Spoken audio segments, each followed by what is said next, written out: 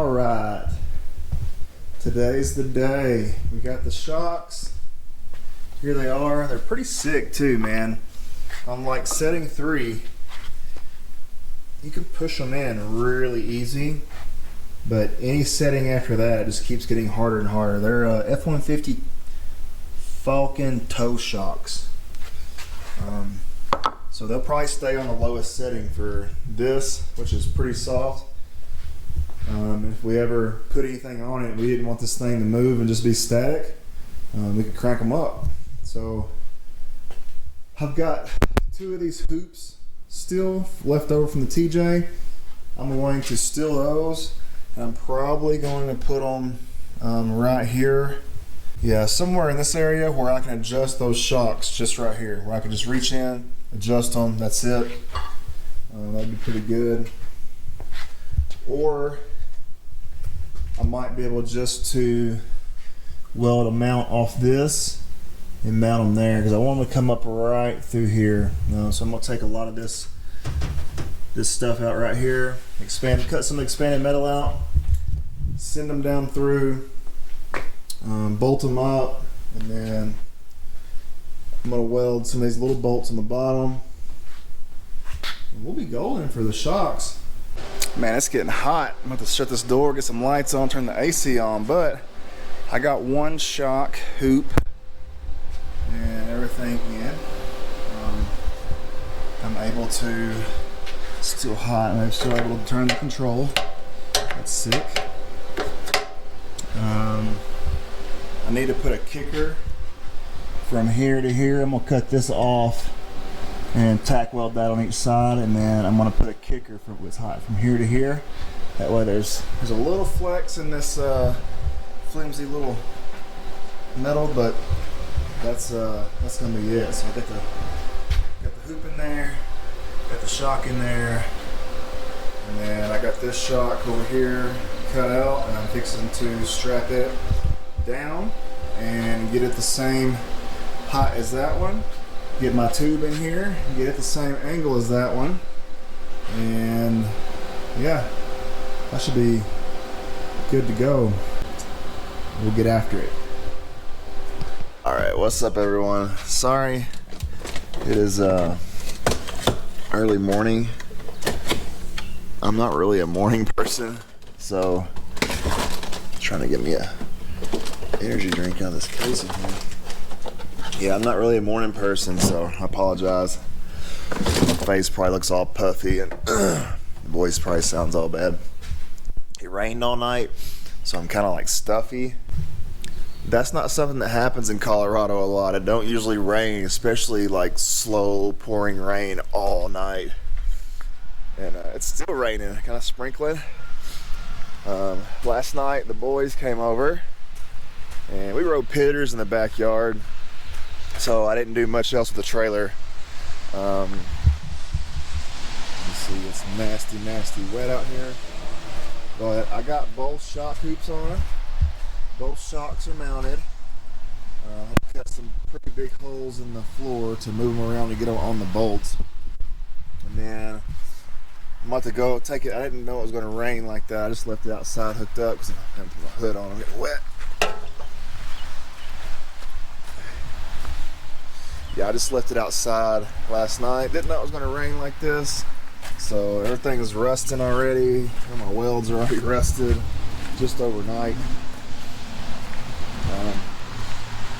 I don't really like this big tent on here.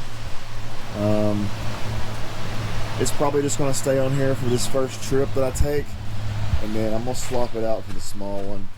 The small one's going to fit that trailer a lot better, as you can see, as it'll fit that rack perfectly, and the trailer won't look as big and gawky up top. It'll weigh less, and I'll have my little OG insulated Smitty built tent that I really like. I'll do a video on that once I get it on. It's got the Tepui insulated tent liner in it. But I'm getting out here just getting wet. I want to open up the garage and get it open, get my bay open, and I'm gonna back this thing back up in there. I've been welding for like 3 hours, cutting, grinding, welding, and I believe I've got her braced up good enough to pull it down the road, I bet. Put me a piece of DOM right here and welded it to that mount and that brace, to the tongue, to that mount and that brace. And that strengthened up the front of this trailer a bunch. You can definitely tell it stiffened it. And then if you see here, I put a crossover from tower to tower, and that also stiffened this trailer up a ton. So I'm gonna probably not gonna paint it today. I'm gonna have to scrape all that rust off and paint it later because it's still raining outside. But I'm gonna get it back out, pull it back down the road a little bit, and see if that little bit of side-to-side sway went away. I'm also, if it stops raining time, gonna get one of the boys to help me change the tents. I think I want to put the smaller tent on here. Like I said earlier, to fit it way better. But I'm gonna pick this thing back around. I'm probably just gonna throw some paint on here so the stuff don't rust real quick, and then throw this thing back around. And yeah, I believe all I gotta do now is get a wiring kit for my Jeep. All right, I got her all hooked up. It's way more stable than it was. Look at that. You rock it and it just goes to flat. That's freaking awesome. Sounds like my tent's. All right, I'm gonna jump in and take it around the block a few more times again. Yeah, I think since I stiffened up the front with that cross member for my control arms, and then putting that the tower for the hoops, that little cross member in, that really strengthened that trailer up. That trailer used to be super flimsy. You stand on one end and you know you'd feel it kind of twist. It's not twisting now. That helped it out a ton, and it also kept those sides from flexing. That's where all them sides flexing was where I was getting my sway. I believe now I can take it down the road. This thing's gonna be stable because you can push it now, and it don't have that metal rock to it, like it had a metal rock to it. That was what it was that angle iron flexings. So the hitch is still pretty noisy. I don't like that, the hitch being all that noisy. That definitely took care of the, oh, it don't sway or nothing. That took care of the side-to-side stuff too. That thing is super stable back there. I'm liking this. There is a lot of spray coming off my Jeep and hitting the tent and soaking it. I can see it dripping off of it because it's raining, but it is what it is.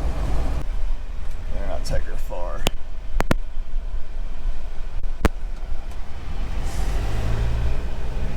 Yeah, that swaying's gone. That little tilt side to side it was doing, that was 100% from the flexing in the shock hoops where they were mounted on that angle.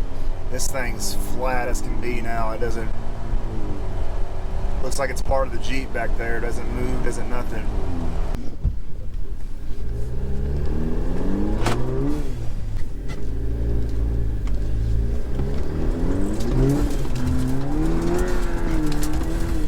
Just slinging mud's still falling down.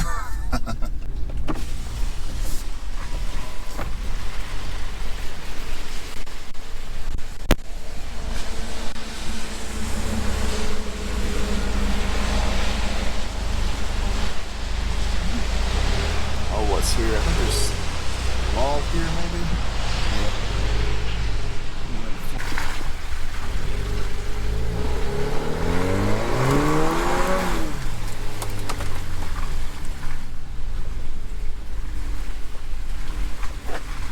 Absolutely destroyed Jeep out here. Inside though, it's super wet right now. The trailer is. I can't paint on it. I can't. It's just nasty. I'm gonna leave it in here and put the fan on it and let it dry off. And I'm gonna clean up my workspace again and get all my electrical stuff out. If you got a good idea for me, I'd love to hear it. As far as storage, lighting, what I should do with it. Should I cut it in half and start over or whatever? Yeah, let me know. But I'm gonna end this one right here, and I'm gonna go in, get some food, or go to town and get some food and clean the garage up, let this thing dry off. I'm gonna start brainstorming and planning. I got a lot more videos to edit, man. I've done put out I think 2 since, and I have like 3 or 4 more to edit and put out. So I'm gonna quit jacking these jaws. I'm gonna get off here. So see y'all later.